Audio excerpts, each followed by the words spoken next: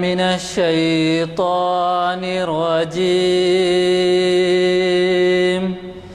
بسم الله الرحمن الرحيم تبت يدا أبي لهب وتب ما أغنى عنه ماله وما كسب سيصلى نارا ذات لهب وامرأته حمالة الحطب في جيدها حبل من مسد صدق اللہ العظیم۔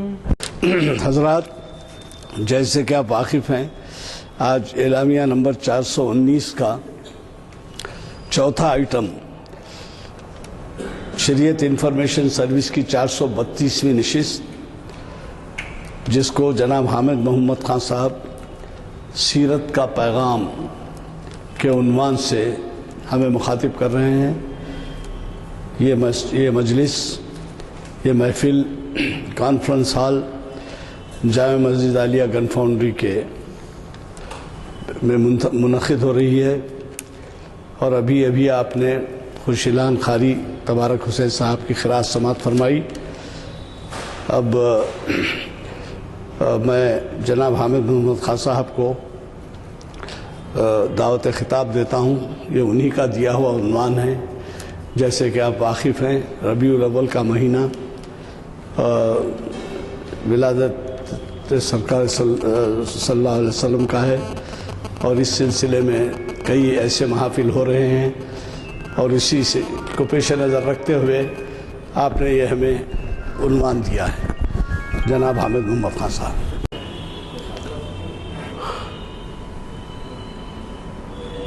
الحمدللہ رب العالمین، الصلاة والسلام علی رسولہ الکریم وعلی آلہ واصحابہ اجمعین، والعاقبۃ للمتقین، اما بعد،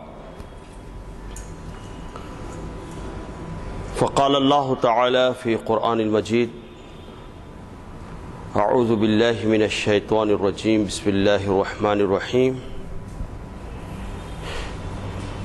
لقد من اللہ علی المؤمنین اذ بعث فیہم رسولا من انفسہم یتلو علیہم آیاتہ ویزکیہم ویعلمہم الکتاب والحکمہ وَإِن كَانُوا مِن قَبْلُ لَفِي ضَلَالٍ مُبِينٍ۔ قال اللہ تعالی: وَمَا أَرْسَلْنَاكَ إِلَّا رَحْمَةً لِلْعَالَمِينَ۔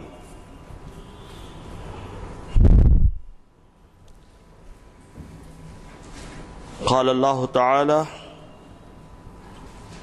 هُوَ الَّذِي أَرْسَلَ رَسُولَهُ بِالْهُدَى وَدِينِ الْحَقِّ لِيُظْهِرَهُ عَلَى الدِّينِ كُلِّهِ وَلَوْ كَرِهَ الْمُشْرِكُونَ۔ صدق اللہ العظیم۔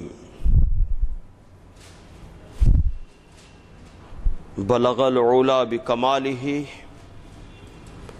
کشف الدجا بجمالہ، حسنت جمیع خصالہ، صلو علیہ وآلہ صلی اللہ علیہ وسلم۔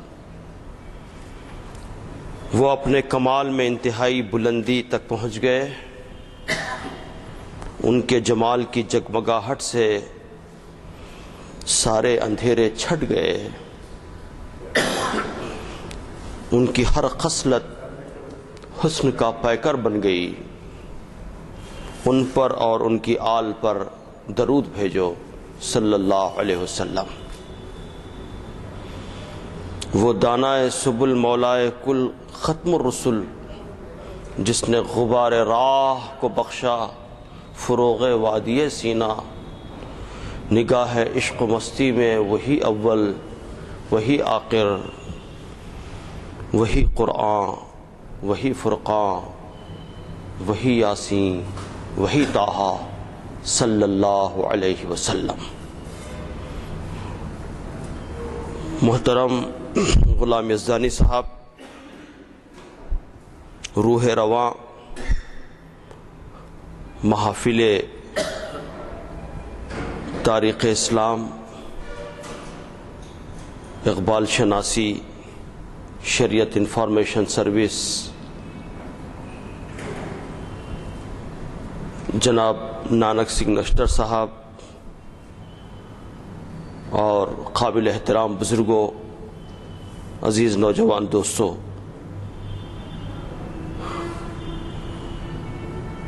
نبی صلی اللہ علیہ وسلم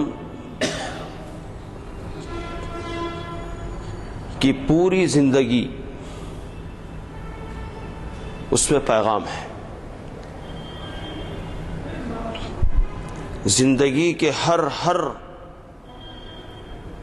واقعے میں پیغام پنہا ہے، میسیج ہے۔ ظاہر ہے کہ پیغام کو سمجھنے کے لیے، اس کا مطالعہ کرنے کے لیے ضروری ہے کہ ہم یہ معلوم کریں کہ نبی صلی اللہ علیہ وسلم کیسے تھے۔ تو نبی صلی اللہ علیہ وسلم کی سیرت کی خصوصیت ایک یہ ہے کہ آپ کی سیرت میں بڑی تاریخیت پائی جاتی ہے، بڑی جامعیت پائی جاتی ہے۔ تاریخیت اس اعتبار سے کہ آپ کے جتنے سیرت کے واقعات ہیں وہ مدلل اور تاریخ سے ثابت شدہ ہیں۔ جامعیت اس اعتبار سے کہ آپ کی سیرت میں ہر شخص کے لیے نمونہ موجود ہے، وہ چاہے کسی بھی سطح کا آدمی ہو، اور آپ کی سیرت میں کاملیت پائی جاتی ہے۔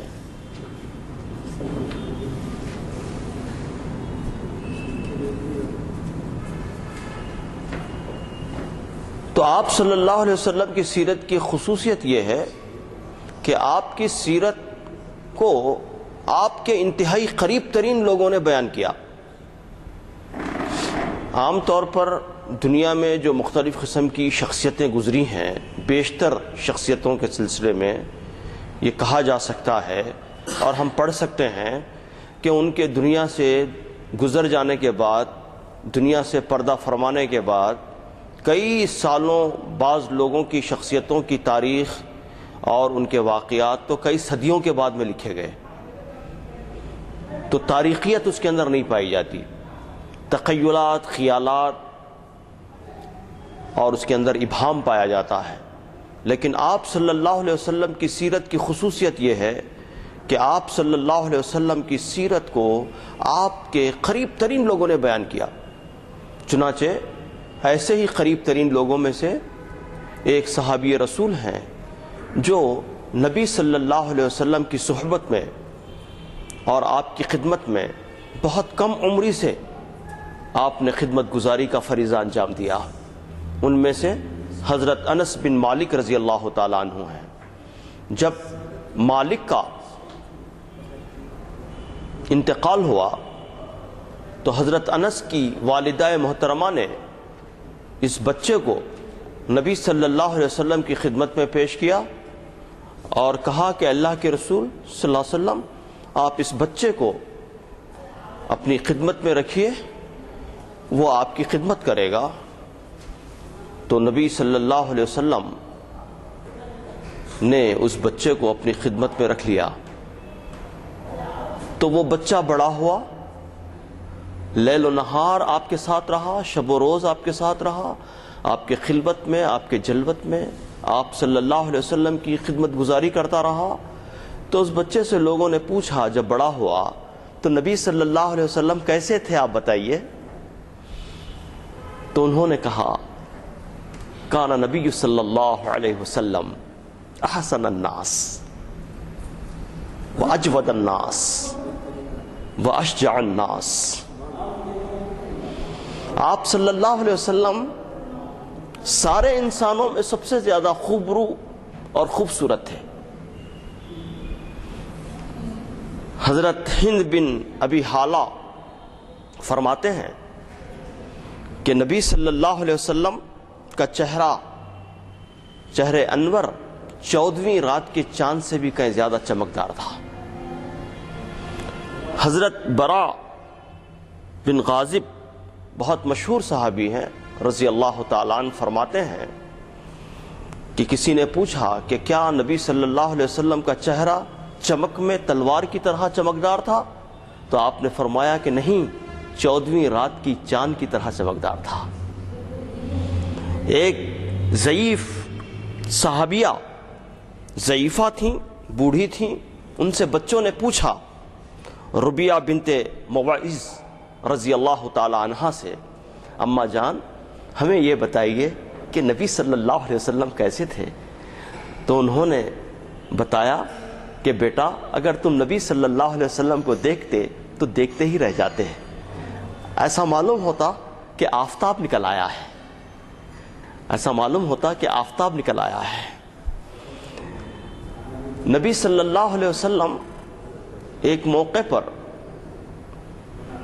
مدینے میں ایک قافلہ آیا ہوا تھا اور اس سے آپ صلی اللہ علیہ وسلم نے اونٹ خریدے، اور یہ کہتے ہوئے آپ مدینہ تشریف لائے، شہر میں آ گئے کہ میں اس کی قیمت بھجوا دوں گا، لیکن اس سردار نے آپ کا نام نہیں پوچھا، اور اس پر اس کو تشویش ہوئی کہ میں ایک عجیب آدمی ہوں، سودا ہو گیا اور مال بھی میں دے چکا، لیکن میں نے نام تک نہیں پوچھا کہ کون صاحب ہیں یہ جو اونٹ لے جا رہے ہیں۔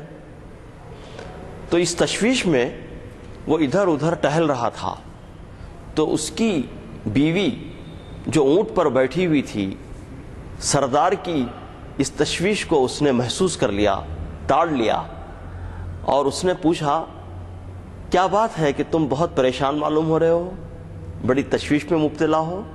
تو اس نے وجہ بتائی کہ اس طرح ایک صاحب ابھی اونٹ لے کر گئے ہیں اور انہوں نے وعدہ کیا ہے کہ وہ اس کی رقم اور کھجور ہمیں بھیج دیں گے، لیکن میں ایک عجیب آدمی ہوں کہ میں نے نام تک نہیں پوچھا وہ صاحب کون تھے۔ تو اس معزز خاتون نے کہا کہ اگر وہ قیمت ادا نہ کرے تو میں اس کی قیمت ادا کر دیتی ہوں، اس لیے کہ میں نے اس کے چہرے کو غور سے دیکھا ہے کہ اس کا چہرہ دھوکے باز کا چہرہ نہیں ہو سکتا، اس کا چہرہ دھوکے باز کا چہرہ نہیں ہو سکتا۔ نبی صلی اللہ علیہ وسلم کی خدمت میں ایک مرتبہ حضرت جابر بن سمرہ رضی اللہ تعالیٰ عنہ حاضر ہوئے، جبکہ آپ سرخ دھاری والے لباس کو زیب تن کیے ہوئے تھے، اور شام کا وقت تھا، 14ویں رات کا چاند نکلا ہوا تھا، باہر آپ تشریف فرما تھے۔ حضرت جابر فرماتے ہیں کہ میں جب آپ کی خدمت میں حاضر ہوا تو 14ویں رات کا چاند چمک رہا تھا، تو میں ایک طرف 14ویں رات کے چاند کو دیکھتا اور دوسری طرف نبی صلی اللہ علیہ وسلم کے چہرے انور کو دیکھتا۔ ایک طرف میں 14ویں رات کے چاند کو دیکھتا اور دوسری طرف نبی صلی اللہ علیہ وسلم کے چہرے انور کو دیکھتا۔ میرے دل نے کہا اور برجستہ میری زبان نے اس بات کا اعلان کیا کہ خدا کی قسم نبی صلی اللہ علیہ وسلم اس 14ویں رات کے چاند سے بھی کئی زیادہ خوبصورت اور خوبرو ہیں۔ احسن الناس، آپ صلی اللہ علیہ وسلم سارے انسانوں میں سب سے زیادہ خوبصورت اور خوبرو تھے۔ یہ خوبصورتی آپ کی صرف ظاہری نہیں تھی، بلکہ باطنی خوبصورتی، سیرت کی خوبصورتی اس سے بھی کئی زیادہ درخشاں تھی، اس سے بھی کئی زیادہ پائیدار تھی۔ چنانچہ باطنی خوبصورتی کو، سیرت کی کے حسن کو بیان کرنے والے بھی لوگ کون؟ دور کے لوگ نہیں، بلکہ اس خوبصورتی کو سب سے پہلے جس شخصیت نے بیان کیا وہ آپ کی زوج محترمہ تھیں، حضرت خدیجۃ الکبریٰ رضی اللہ تعالی عنہا۔ آپ سے عمر میں 15 سال بڑی تھیں، 2 مرتبہ بیوہ ہو چکی تھیں، اور آپ کی شرافت اور آپ کی امانت اور دیانتداری کو دیکھ کر آپ نے پیغام دیا تھا، اور آپ سے ہی نبی صلی اللہ علیہ وسلم کو اولاد ہوئی، اور بیوی سے بڑھ کر آدمی کو جاننے والا، اس کو پہچاننے والا، اس کی کمزوریوں کو سمجھنے والا شاید دنیا میں کوئی اور نہیں ہوتا. کہ آدمی باہر بہت اچھا رہ سکتا ہے، اچھا برتاؤ کر سکتا ہے دیگر لوگوں کے ساتھ میں، لیکن اس کے طرز عمل کو وہ گھر میں نہیں چھپا سکتا، بیوی کے پاس نہیں چھپا سکتا. تو بیوی بھی کون؟ ملکۃ التجار، تجربہ کار، آپ سے عمر میں بڑی. تو جب نبی صلی اللہ علیہ وسلم کو وحی کا تجربہ ہوا، غار حرا سے آپ کانپتے ہوئے آئے، اور کانپتے ہوئے جب آپ صلی اللہ علیہ وسلم گھر تشریف لائے تو آپ کی زبان مبارک پر کیا الفاظ تھے؟ لقد خشیت علی نفسی، مجھے میرے نفس کا، میری جان کا مجھے ڈر ہے، مجھے میری جان کا ڈر ہے. تو حضرت خدیجہ رضی اللہ تعالی عنہا نے دلاسا دیا، اور نبی صلی اللہ علیہ وسلم فرماتے ہیں کہ میں اس دلاسے کو کبھی بھول نہیں سکتا. اور اسی ضمن میں آپ فرماتے ہیں کہ میں نے دنیا میں سب لوگوں کا حق ادا کر چکا، لیکن میں خدیجہ کا حق ادا نہیں کر سکا، اس کے احسانات کا بدلہ میں چکا نہیں سکا. اس لیے کہ بہت بڑا احسان تھا حضرت خدیجہ رضی اللہ تعالی عنہ کا کہ جب آپ کانپتے ہوئے آئے، آپ پر چادر اڑا دی گئی، اور پھر آپ کو دلاسا دیتے ہوئے فرمایا کلا واللہ ما یخزک اللہ، اے میرے سرتاج، آپ کا اللہ آپ کو ضائع نہیں کرے گا. اے میرے سرتاج، آپ کا اللہ آپ کو ضائع نہیں کرے گا. کیوں؟ کہ آپ بہت رحم دل ہیں، آپ بے سہاروں کے سہارا ہیں، آپ صادق ہیں، سچے ہیں، آپ امین ہیں، آپ امانت دار ہیں، آپ یتیموں کے سرپرست ہیں، آپ مہمان نواز ہیں. آپ صلی اللہ علیہ وسلم کی سیرت کو آپ کی زوج محترمہ نے بیان فرمایا، اور آپ صلی اللہ علیہ وسلم بڑے رحم دل تھے. وما ارسلناک الا رحمۃ للعالمین، رحمت بنا کر بھیجے گئے تھے. کتنے رحم دل تھے. رحم دلی کے مظاہرے ہم سیرت کے مختلف گوشوں میں دیکھ سکتے ہیں.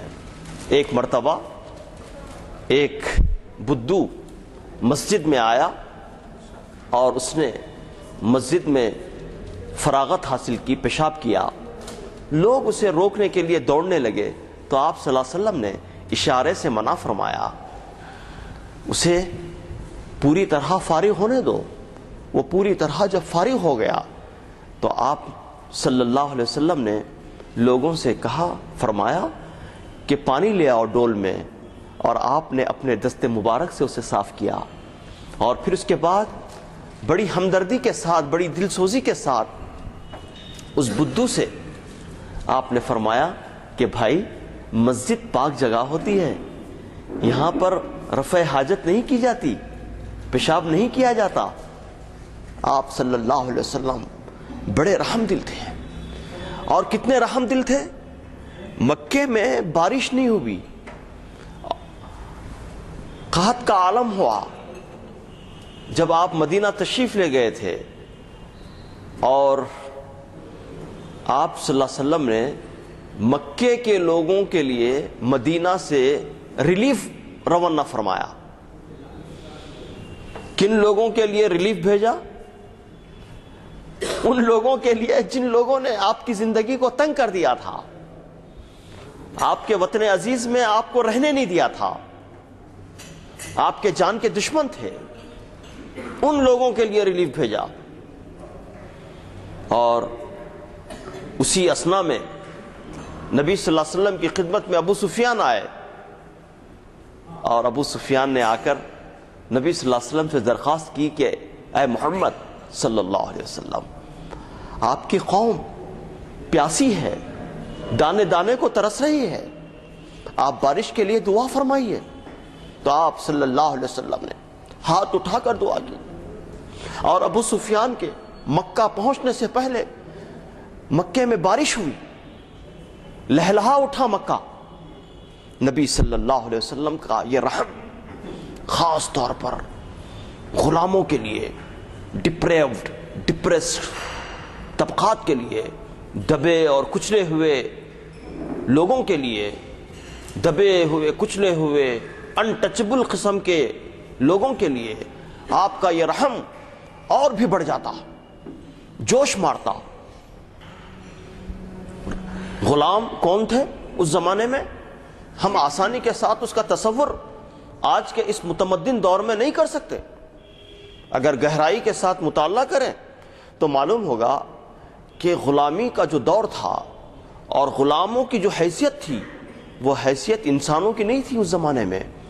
جس طرح مرغیاں، بکریاں، گائے، بیل وغیرہ کا بازار لگتا ہے، اسی طرح انسانوں کا بازار لگتا تھا، انسانوں کو خریدا جاتا تھا، انسانوں کو بیچا جاتا تھا۔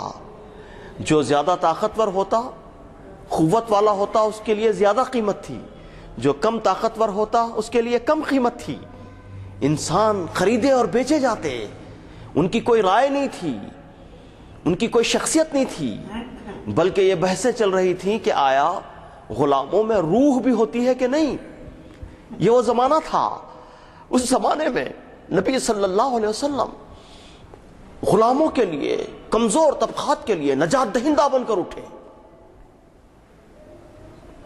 آپ صلی اللہ علیہ وسلم نے ایک موقع پر دیکھا، آپ تشریف لے جا رہے تھے کہ ایک غلام آٹا پیس رہا تھا اور ساتھ ساتھ کراہتا جا رہا تھا۔ آپ قریب پہنچے اور آپ نے اس کے ماتھے پر ہاتھ رکھا، دیکھا کہ وہ بخار میں مبتلا ہے، لیکن اس کا ظالم آقا اسے چھٹی نہیں دیتا۔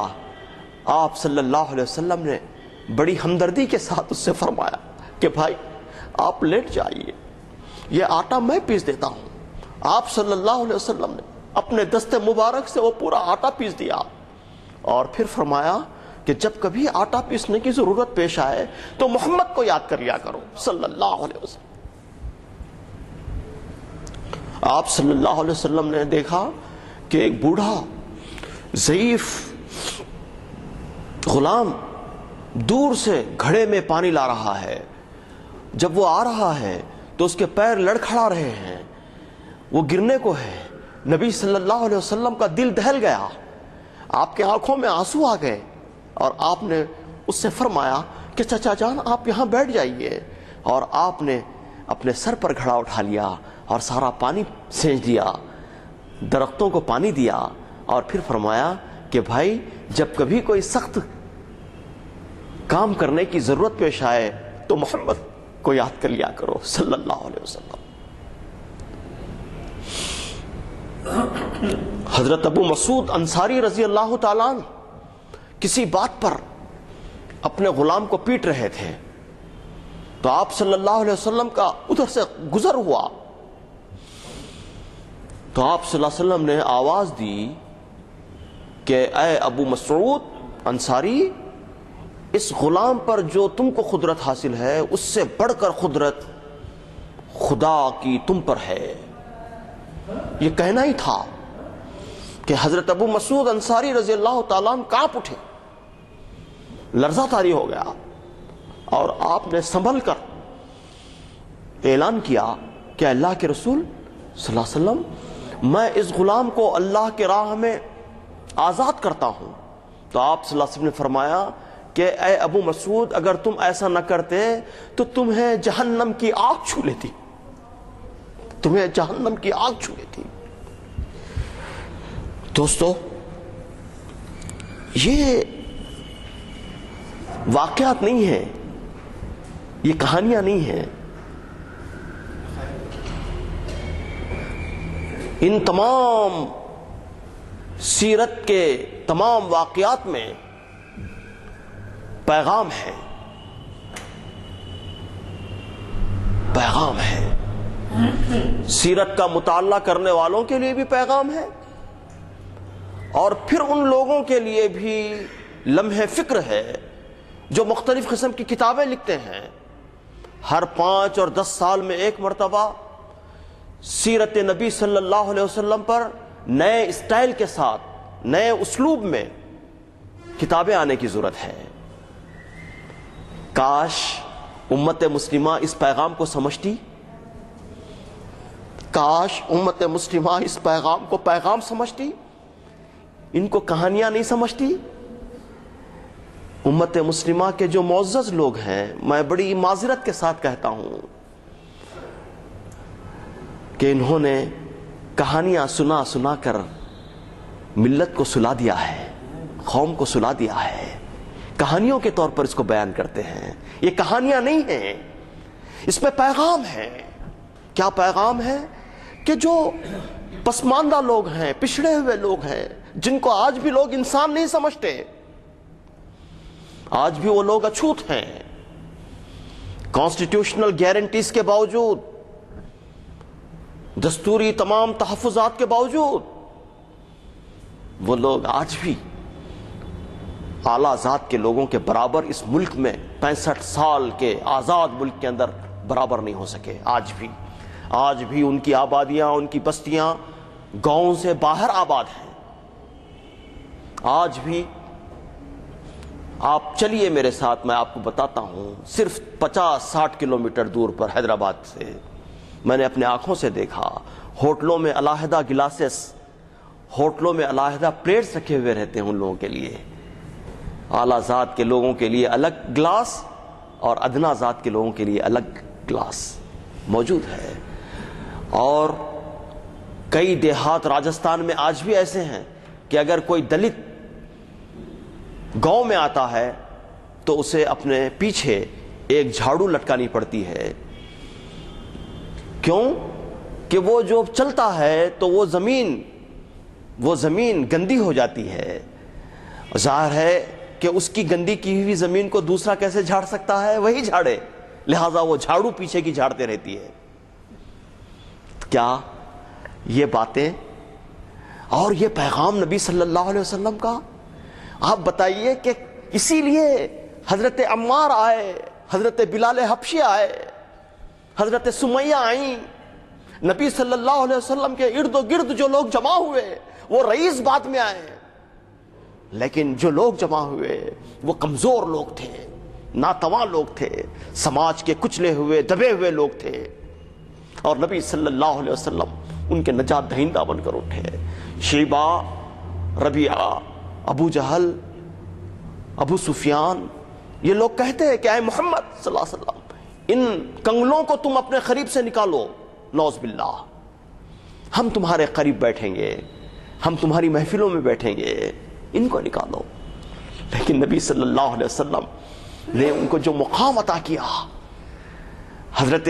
اور وہ مقام بعد تک بھی محفوظ رہا، کتنا مقام، کتنا بلند مقام عطا کیا کہ نبی صلی اللہ علیہ وسلم نے ایک موقع پر فرمایا کہ میں نے جنت میں آہٹ محسوس کی کسی کے قدموں کی، جو مجھ سے آگے آگے آہٹ محسوس ہو رہی تھی، تو میں نے جب غور کیا تو وہ آواز بلال حبشی رضی اللہ تعالیٰ عنہ کے قدموں کی آہٹ تھی۔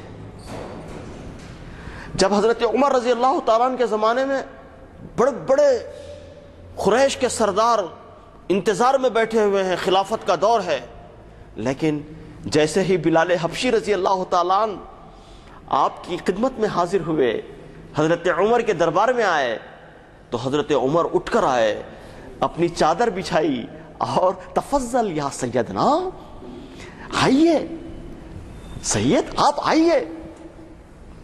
دیکھتے ہی دیکھتے رہ گئے، ان کے درجات کو بلند کیا۔ نبی صلی اللہ علیہ وسلم بے سہاروں کے سہارا تھے۔ مکے میں ایک بوڑھی عورت چوراہا پر اپنا وزن ٹوکرا لیے ہوئے ٹھہری ہوئی تھی، ہر آنے جانے والے سے کہہ رہی تھی کہ بیٹا ذرا یہ ٹوکرا میرے سر پر اٹھا دینا۔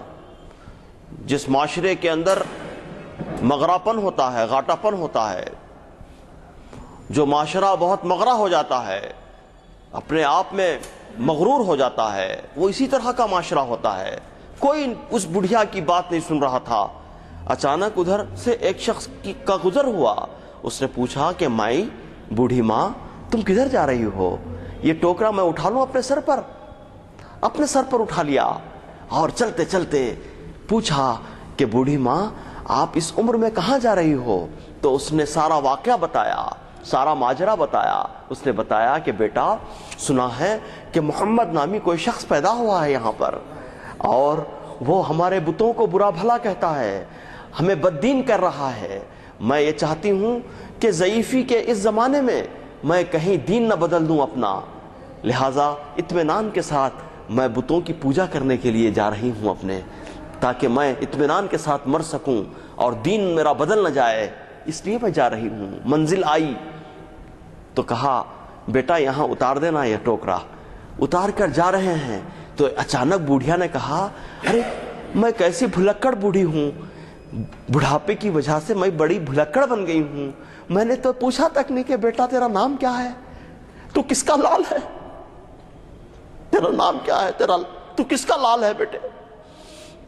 تو فرمایا کہ جس محمد کے سلسلے میں تو بات کر رہی تھی ماں، بوڑھی ماں، وہی محمد بن عبداللہ میں ہوں. یہ کہنا ہی تھا.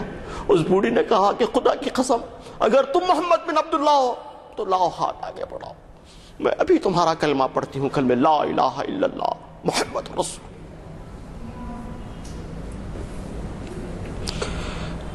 نبی صلی اللہ علیہ وسلم بے سہاروں کے سہارا تھے. بے سہارا کوئی شخص آتا تو آپ اس کے لیے سہارا فراہم کرتے. ایک آراشی آیا اور اس نے خانہ کعبہ میں اعلان کیا کہ کیا مکے سے آنے والے لوگ، مکے کے لوگ باہر سے آنے والے لوگوں کو لوٹ لیتے ہیں؟ تو نبی صلی اللہ علیہ وسلم نے اس سے پوچھا کہ تمہیں کس نے تکلیف پہنچائی؟ تو اس نے کہا کہ میں 3 عمدہ قسم کے اونٹ لایا تھا، اور ان اونٹوں کی ابو جہل نے بہت کم قیمت لگائی ہے، اور اس سے بڑھ کر کوئی قیمت لگانے کے لیے تیار نہیں ہے، اور وہ چاہتا ہے کہ اسی کم قیمت پر میں اونٹوں کو فروخت کر دوں. تب نبی صلی اللہ علیہ وسلم نے اس آراشی سے پوچھا کہ تم کیا قیمت اس کی لینا چاہتے ہو؟ تو اس نے قیمت بتائی اور آپ صلی اللہ علیہ وسلم نے قیمت فوری ادا کر دی اور ان اونٹوں کو خرید لیا. اور قریب ہی میں ابو جہل ٹھہرا ہوا تھا. اس سے فرمایا کہ آئندہ ایسا نہیں ہونا چاہیے، آئندہ ایسا نہیں ہونا چاہیے. اور اس نے اس بات میں منڈی ہلاتے ہوئے کہا کہ ہاں آئندہ ایسا نہیں ہوگا. ذرا سا یہاں رک جائیے، ذرا سا یہاں رک جائیے، رکنے کی ضرورت ہے. نبی صلی اللہ علیہ وسلم نے کس سے حق چھین کر حق دلوایا؟ وہ کون سا ماحول تھا، کون سا ملک تھا؟ نبی صلی اللہ علیہ وسلم اور آپ کے ساتھی مائنارٹی میں تھے. نبی صلی اللہ علیہ وسلم اور آپ کے ساتھی مظلوم تھے. آپ صلی اللہ علیہ وسلم کے ساتھیوں کو مارا جا رہا تھا، تپتی ہوئی ریت پر لٹایا جا رہا تھا. بعض لوگ کہتے ہیں بھائی ہم مائنارٹی میں ہیں، ہم کیا کر سکتے ہیں، ہم تو خود اقلیت میں ہیں، ہم کیا کر سکتے ہیں. ارے آپ کے حبیب صلی اللہ علیہ وسلم اقلیت میں تھے لیکن بے سہاروں کے سہارا بن گئے. اور جو شخص بے سہاروں کا سہارا بنتا ہے اللہ تعالیٰ اس کا سہارا بن جاتا ہے.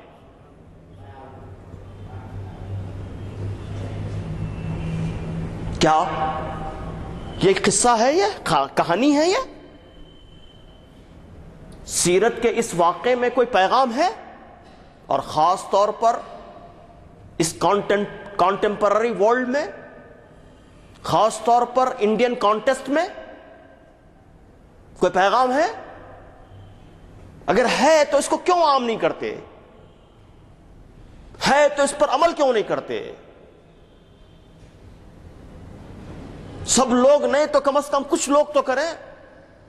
مسلمانوں کی سول سوسائٹی کرے.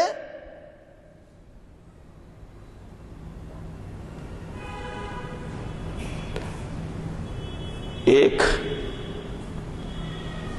یتیم بچہ مکے کے سرداروں کے پاس آیا، جب سردار آپس میں بیٹھے ہوئے تھے سب قریش کے. اور اس نے اپنی آپ بیتی سنائی اور کہا دیکھو میری حالت کیسی ہے، میرے کپڑے دیکھو، میری حالت دیکھو، میرا باپ مرتے وقت بہت سا مال چھوڑ گیا، لیکن سارا مال ابو جہل نے دبا دیا اور میرا حق مجھے نہیں دیتا، آپ میرا حق مجھے دلوائیے اس سے۔ تو ان لوگوں کو سوجھا مذاق اور انہوں نے اس معصوم بچے کو دور سے بتایا کہ دیکھو وہ خانے کعبہ سے ٹیک لگائے ہوئے ایک صاحب بیٹھے ہوئے ہیں، تم ان کے پاس جاؤ، ہو سکتا ہے وہ تمہاری مدد کر دیں گے۔ وہ بچے کو کیا معلوم ہے کہ ان لوگوں کے درمیان میں کیا کشمکش چل رہی ہے، ان لوگوں کے درمیان میں کیا ہو رہا ہے، اسے کیا معلوم بیچارے کو۔ وہ بیچارہ بچہ معصوم حاضر ہوا نبی صلی اللہ علیہ وسلم کی خدمت میں، نبی صلی اللہ علیہ وسلم ٹیک لگا کر بیٹھے ہوئے تھے، حاضر ہوا اور اپنی آپ بیتی سنائی، بس سننا ہی تھا، کوئی توقف نہیں کیا، کوئی سوچا نہیں میری طاقت کیا ہے، میں اگر ابو جہل کے پاس جاؤں گا تو کیا ہو جائے گا، میری کیا بنے گی، وہ کیا کہے گا، اور پھر میری طاقت کیا اتنی ہے کیا، میرا کون پشت پناہ بن سکتا ہے، نہیں، فوری بچے کا ہاتھ پکڑا، ابو جہل کے گھر گئے، دستک دیا، پوچھا کہ کون، فرمایا کہ محمد صلی اللہ علیہ وسلم، دیکھا بچے کی طرف بتایا اس بچے کا حق دے دو، ابو جہل اندر گیا اور فوری لا کر کسی توقف کے بغیر، کسی ٹال مٹول کے بغیر اس بچے کا حق ادا کر دیا۔ اور مخبروں کو ان لوگوں نے بھیج رکھا تھا کہ دیکھو اب کیسا مزہ آتا ہے اور ابو جہل کیسا گالم گلوچ کرے گا، کیسا بھڑ جائے گا، ہم خوب مزے لیں گے۔ لیکن جب اس منظر کو دیکھا فلک نے، اس منظر کو دیکھا زمین نے، آسمان نے اور اس مخبر نے، تو حیرت زدہ رہ گئے کہ کیا ہو گیا، ابو جہل کو سانپ سونگھ گیا۔ ابو جہل سے پوچھا کہ کیا محمد صلی اللہ علیہ وسلم، کیا جادو، محمد کا جادو تجھ پر بھی چل گیا؟ تو اس نے کہا کہ خدا کی قسم اگر میں ان کے بات کی تعمیل نہیں کرتا تو میں ایسا محسوس کر رہا تھا کہ دو بھالے ہیں جو میرے بازوؤں میں پیوست ہو جائیں گے، میرے پھسلیوں میں پیوست ہو جائیں گے، میں ایسا محسوس کر رہا تھا۔ یہ کون سی طاقت تھی؟ شخصیت کا جادو، یقیناً شخصیت کا جادو، کیا بے سہاروں کے سہارا بننے کا، بے سہاروں کے سہارا بننے کا صلہ، یقیناً جو شخص بے سہاروں کا سہارا بنتا ہے اللہ تعالیٰ اس کا سہارا بن جاتے ہیں۔ نبی صلی اللہ علیہ وسلم یتیموں کے سرپرست ہیں، یتیموں کے۔ اس ضمن میں ایک پورا باب ہے، میں بہت سے واقعات میں سے صرف ایک واقعہ یہاں پر بیان کرنا چاہتا ہوں۔ نبی صلی اللہ علیہ وسلم عید کے لیے اپنے پیارے نواسوں کو، جو پیار تھا، جو لاڑ تھا، وہ بیان نہیں کیا جا سکتا، اتنا لاڑ تھا کہ مسجد نبوی میں نماز پڑھاتے تھے نبی صلی اللہ علیہ وسلم تو گردن پر آ کر سجدے کے حالت میں حضرت حسین گردن پر آ کر بیٹھ جاتے تھے، لیکن ہٹاتے نہیں تھے، ہٹاتے نہیں، اور جب سجدے کے اندر ہٹاتے نہیں جب تک وہ خود نہیں ہٹ جاتے۔ آپ کتنا لاڑ تھا آپ اندازہ لگائیے۔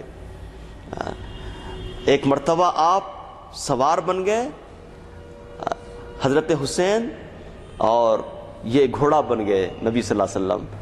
کیا خوب ہے سوار، لوگوں نے کہا کیا خوب ہے سوار، تو نبی صلی اللہ علیہ وسلم نے فرمایا کہ جو سواری کر رہا ہے وہ بھی تو خوب ہے۔ بڑی محبت تھی، اتنے عزیز نواسوں کو عید کے لیے جا رہے ہیں کھانوں پر بٹھا کر، اور ایک بچے نے، یتیم بچے نے آہ بھر کر کہا آہ میرا بھی کوئی ہوتا، بس یہ کہنا تھا کہ آپ کے آنکھوں میں آنسو آ گئے، آپ کا دل بھر آ گیا۔ بڑے بڑے رحیم تھے، بڑے رحم دل تھے۔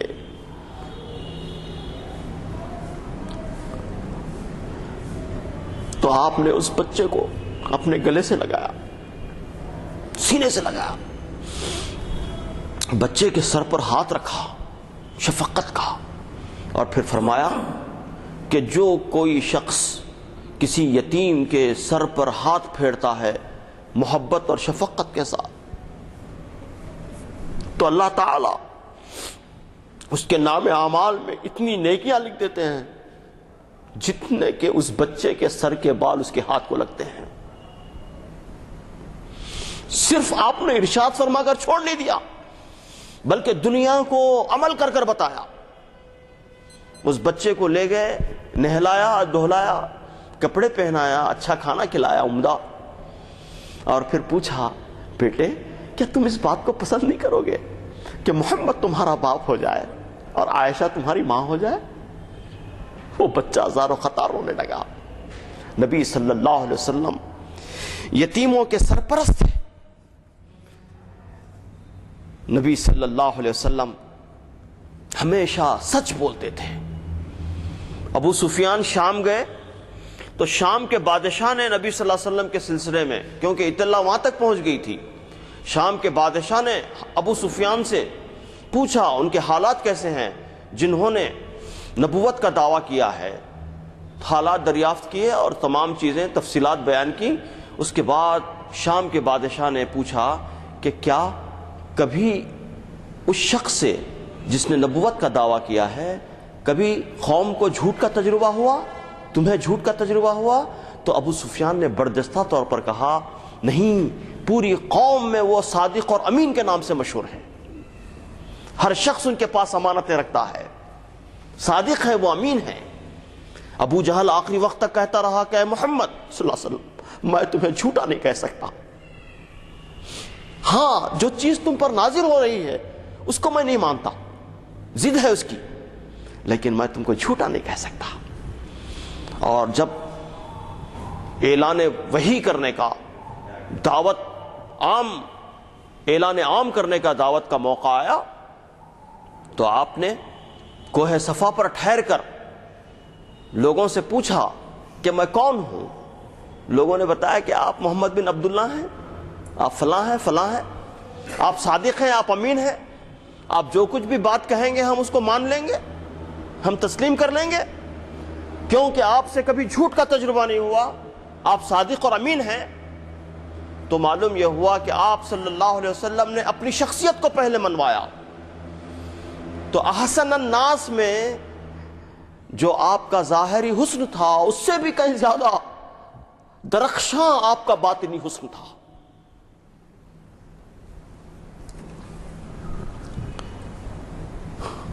رسول پاک صلی اللہ علیہ وسلم وعدے کے بڑے پکے تھے۔ حضرت حذیفہ اور سہیل باپ بیٹے دونوں آ رہے تھے تو بدر کا ابھی معرکہ پیش آنے والا تھا، تو لوگوں نے روک لیا راستے میں، تو انہوں نے جھوٹ موٹ کا کوئی وعدہ کیا اور پھر نبی صلی اللہ علیہ وسلم کی خدمت میں حاضر ہو گئے اور انہوں نے پورا ماجرا سنایا، کیسے آئے وہ، کیا آئے، اور انہوں نے کہا کہ وہ تو ایسی جو ہے معاہدہ تھا ان سے، ایسی وعدہ ہم نے کیا تھا، ہم چاہتے ہیں کہ ابھی اسلام قبول کریں اور اس جنگ کے اندر ہم شریک ہوں۔ تو نبی صلی اللہ علیہ وسلم فرمایا کہ نہیں، تم اپنے وعدے کو پورا کرو، تم وعدے کو پورا کرو، اللہ ہمارے لیے کافی ہے۔ نبی صلی اللہ علیہ وسلم نے صلح حدیبیہ کروایا۔ آپ جانتے ہیں کہ صلح حدیبیہ کس کانٹیسٹ میں ہوا، اور تفصیل آپ پڑھنا چاہتے ہیں تو فتح مکہ آپ ضرور پڑھیں، فتح مکہ کے کانٹیسٹ میں ہے یہ۔ اور سورہ فتح آپ اگر پڑھیں گے پوری تو اس کے اندر صلح حدیبیہ، بیعت رضوان وغیرہ کا ذکر موجود ہے، تفصیلات قرآن کے اندر موجود ہیں۔ تو صلح حدیبیہ کے موقع پر ایک معاہدہ یہ طے پایا تھا کہ جو لوگ مکے سے بھاگ کر مدینہ آئیں گے تو مدینہ والے واپس کر دیں گے، اور جو شخص مدینہ سے بھاگ کر مکہ آئے گا تو مکے والے اسے واپس نہیں کریں گے۔ یہ نابرابری کا ایک معاہدہ تھا، طے ہو گیا، ابھی زبانی طور پر طے ہوا، ضبط تحریر میں ابھی وہ معاہدہ نہیں آیا تھا۔ اتنے میں ابو جندل نامی ایک صحابی جن پر تشدد کے نشانات تھے، جن کے پیروں کے اندر بیڑیاں پڑی ہوئی تھیں، جن کے پنگڑیوں سے اور پیٹھ سے خون رس رہا تھا، وہ کسی طرح فرار ہو کر، چھڑا لے کر وہ وہاں آ گئے جہاں پر معاہدہ ہو رہا تھا، جہاں پر 1300 صحابہ موجود تھے، اور اس مجمع کے اندر انہوں نے اپیل کی کہ اللہ کے رسول ان ظالموں سے مجھے چھڑا لیجئے، نجات دلائیے آپ۔ تو اسی وقت معاہدہ کرنے والوں نے کہا کہ اے محمد صلی اللہ علیہ وسلم، سجا یہ کہ تمہارے اور ہمارے درمیان میں یہ معاہدہ ضبط تحریر میں نہیں آیا ابھی، لیکن زبانی طور پر طے ہو چکا ہے کہ جو شخص مکے سے بھاگ کر مدینہ آئے گا، مدینہ والے اسے واپس کر دیں گے، لہٰذا ابو جندل کو تم واپس کر دو۔ اور نبی صلی اللہ علیہ وسلم نے واپس کر دیا، اور یہ کہتے ہوئے کہ اے ابو جندل جاؤ، اللہ تمہارے لیے کوئی اور سبیل نکالے، جاؤ۔ آج کی اس عیار، مکار، غدار، دغاباز، جھوٹی دنیا کے لیے، جھوٹے اور دغاباز حکمرانوں کے لیے ایک بہت بڑا پیغام ہے اس میں۔ آج جو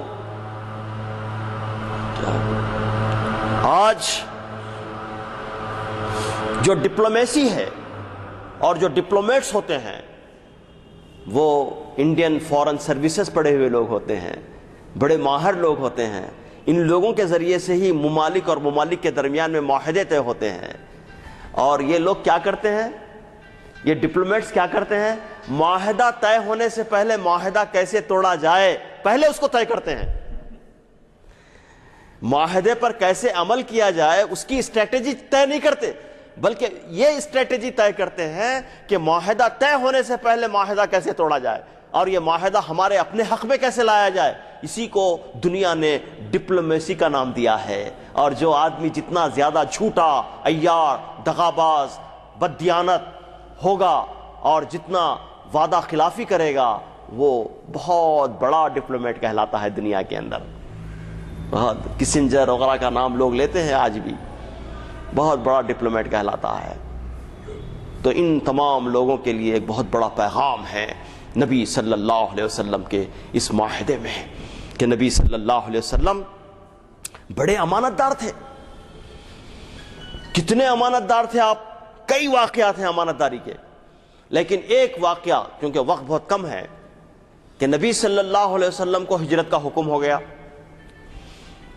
آپ صلی اللہ علیہ وسلم ہجرت کے لیے روانہ ہو رہے ہیں، پورے گھر کا لوگوں نے محاصرہ کیا، اور وہ پھر پری پلان طریقے سے جتنے جنگجو قسم کے لوگ تھے جو تیز تلوار چلا سکتے تھے، ان تمام لوگوں کا انتخاب کیا گیا رات میں، اور پھر محاصرہ کیا گیا گھر کا، جس گھر میں آپ صلی اللہ علیہ وسلم سوئے ہوئے تھے، کہ وہ نکلیں گے تو سب کی تلواریں ایک دم برسیں گی محمد صلی اللہ علیہ وسلم پر، تاکہ بنو ہاشم کو خون بہا لینے کے سوا کوئی چارہ نہ رہے، اور بنو ہاشم لڑنے کے لیے تیار نہ ہو، اس لیے کہ ظاہر ہے کہ سب سے نہیں لڑ سکیں گے وہ، تو بنو ہاشم کے ماں سوا تمام لوگوں کو اس معاہدے کے اندر شامل کیا گیا تھا۔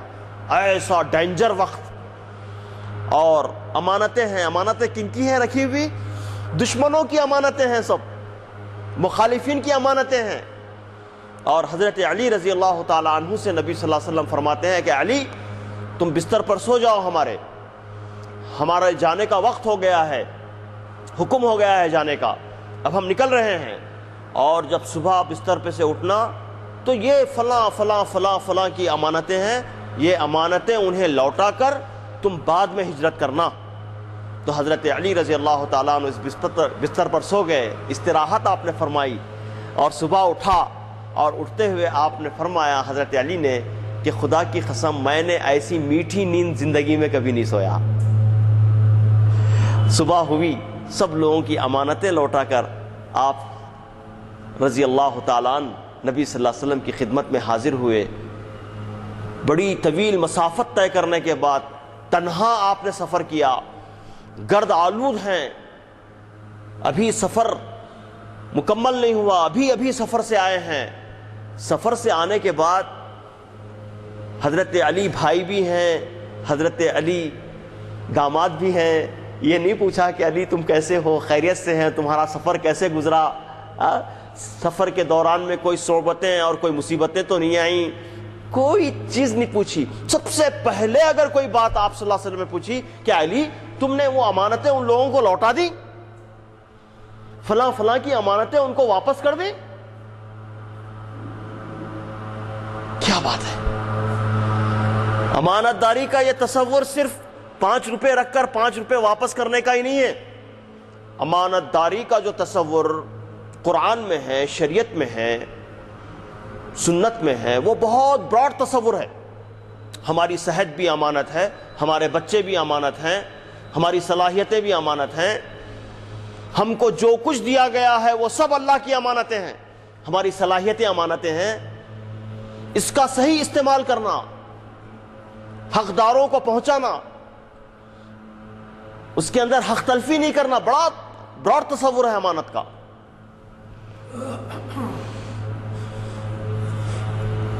رسول اکرم صلی اللہ علیہ وسلم بیماروں کی خبرگیری کرتے تھے. بیماروں کی خبرگیری کرنے کو عیادت کہتے ہیں. مشکات شریف صفحہ نمبر 134 پر ہے کہ قیامت کے روز خدا فرمائے گا کہ اے آدم کے بیٹے، میں بیمار تھا، تو نے میری تیمارداری نہیں کی.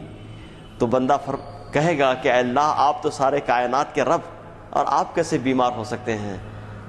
تو اللہ فرمائے گا کہ فلاں بندہ میرا بیمار تھا، اگر تو اس کی تیمارداری کرتا، اس کی عیادت کرتا، تو تو مجھے وہاں پاتا.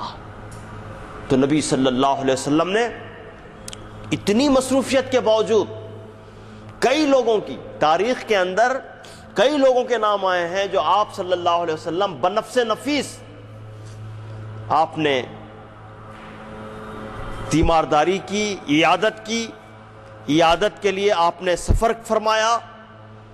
قبیلہ خزرج کے سردار حضرت سعد بن عبادہ رضی اللہ تعالیٰ عنہ بیمار ہوئے تو آپ صلی اللہ علیہ وسلم ان کی عیادت کے لیے تشریف لے گئے. ان کی حالت دیکھ کر آپ کا دل بھر آیا، آپ کی آنکھوں میں آنسو آ گئے، اور آپ نے اس وقت دعا کی اور اللہ تعالیٰ نے آپ کو شفا عطا کی. ایک دفعہ حضرت جابر بن عبداللہ رضی اللہ تعالیٰ عنہ انصاری بیمار ہو گئے تو ان کا گھر کافی فاصلے پر تھا، تو آپ صلی اللہ علیہ وسلم کئی دفعہ آپ کی عیادت کے لیے تشریف لے گئے. اور ایک روایت میں آتا ہے کہ آپ پیدل تشریف لے گئے کئی دفعہ. اور نبی صلی اللہ علیہ وسلم پر ایک عورت مستقل کچرا ڈالا کرتی تھی، اور 1 دن 2 دن گزرے، آپ پر کچرا نہیں گرا.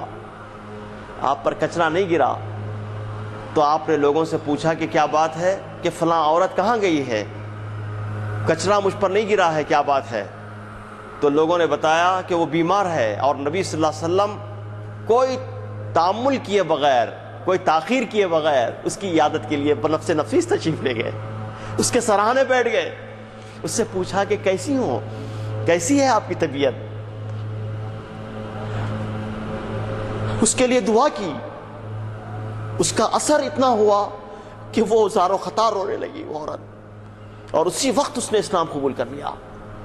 نبی صلی اللہ علیہ وسلم کا ایک خادم لڑکا، یہودی خادم، سخت بیمار ہوا، اور آپ صلی اللہ علیہ وسلم اس کی عیادت کے لیے تشریف لے گئے. اس کے سراہنے بیٹھے، اس کی پیشانی پر ہاتھ رکھا، کافی دیر تک آپ بیٹھے رہے، اس کے ہاتھ دبائے. اس پر ایسا اثر ہوا کہ اس نے اپنے باپ کی طرف دیکھا. دیکھتے ہوئے اشاروں کی زبان میں اس نے کہا کہ میں چاہتا ہوں کہ اسلام قبول کر لوں. تو اس یہودی باپ نے بیٹے سے کہا کہ ہاں ٹھیک ہے، تم اسلام قبول کر لو، محمد صلی اللہ علیہ وسلم جو کہہ رہے ہیں تم اسے مان لو. نبی صلی اللہ علیہ وسلم بیماروں کی عیادت فرماتے ہیں. نبی صلی اللہ علیہ وسلم غم میں شریک ہوتے لوگوں کے. یہ سب باتیں کیا ہیں؟ یہ خاص طور پر آج کے اس بزی زمانے میں، بہت ہم بزی ہو گئے ہیں، گلوبلائزیشن کے شکار ہیں ہم سب. تو یہ سب باتیں خاص طور پر شہریانے کے اندر، اربن جو لائف ہے، شہری جو لائف ہے، وہ بہت بزی لائف ہوتی ہے. تو اس میں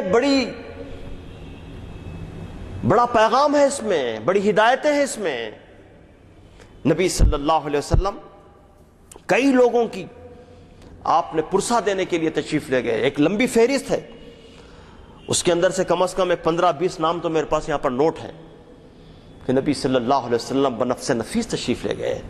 آپ صلی اللہ علیہ وسلم سارے انسانوں میں سب سے زیادہ سخاوت کرنے والے تھے.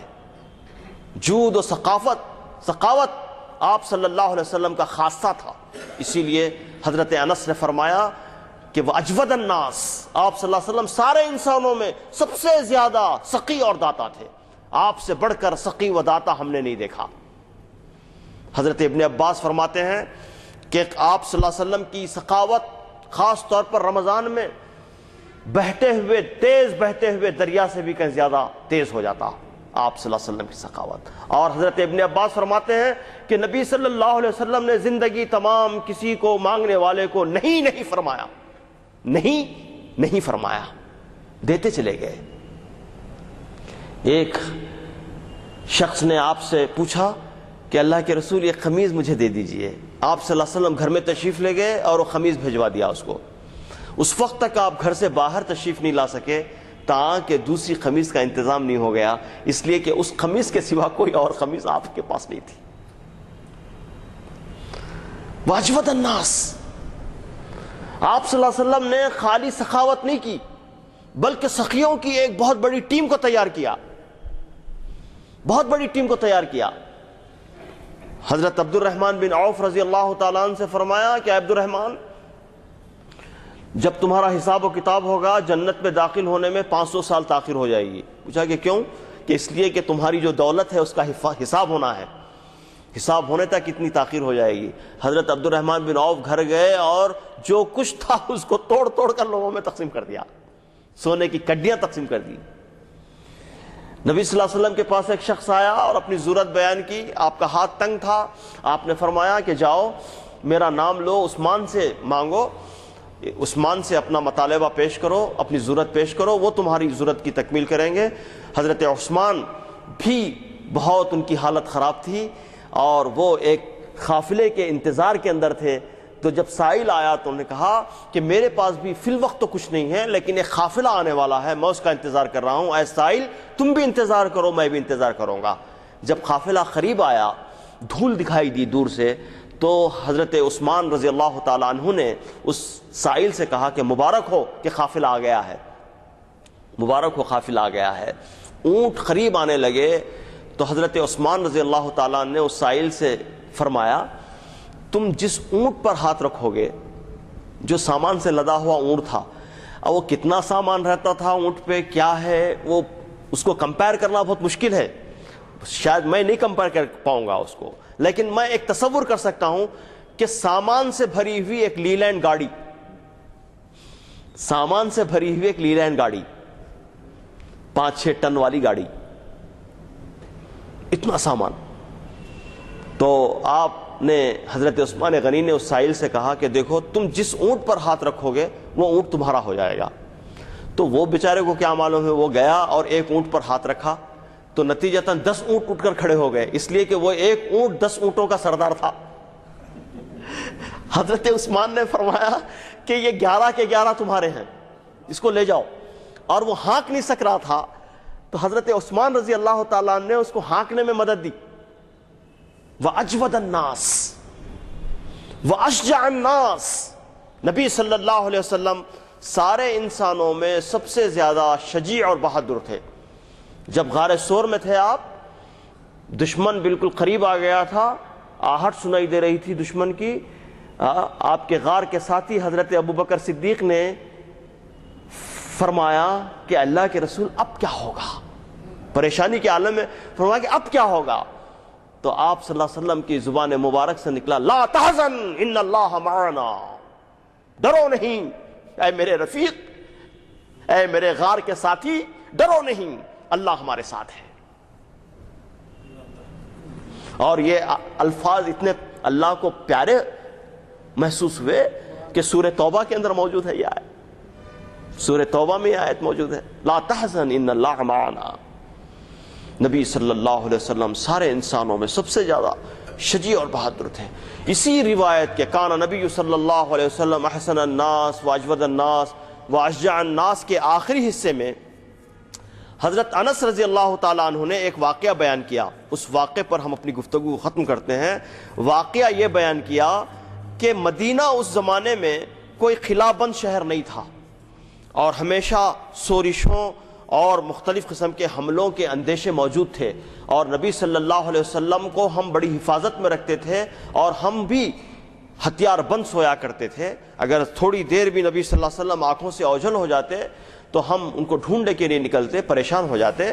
یہ زمانہ تھا۔ ایسے زمانے میں ایک رات ایسا ہوا کہ ایک بڑی بلند آواز ہم کو سنائی دی، تو سب لوگ گھروں سے باہر نکل کر آئے اور ایک دوسرے کو پوچھنے لگے کہ کیا آواز ہے، یہ کیا آواز ہے، کیا آپ نے کیا سنا، کیا آواز ہے؟ جیسے کوئی آواز تو آج بھی محلے میں باہر نکل کے آتے ہیں لوگ، تو ایک دوسرے سے چیما گوئیاں کرنے لگے لوگ، تو لوگ چیما گوئیاں کرنے میں لگے ہوئے ہی ہیں، ابھی پوچھ رہے ہیں کیا ہوا کیا ہوا کیا ہوا۔ اتنے میں دور سے ایک سوار آیا، دھول دکھائی دے رہی تھی اور آواز سنائی دے رہی تھی کہ لوگوں پریشان ہونے کی کوئی ضرورت نہیں ہے، اپنے اپنے گھروں میں چلے جاؤ۔ تو جب وہ سوار قریب آیا تو ہم نے دیکھا کہ وہ محمد صلی اللہ علیہ وسلم تھے۔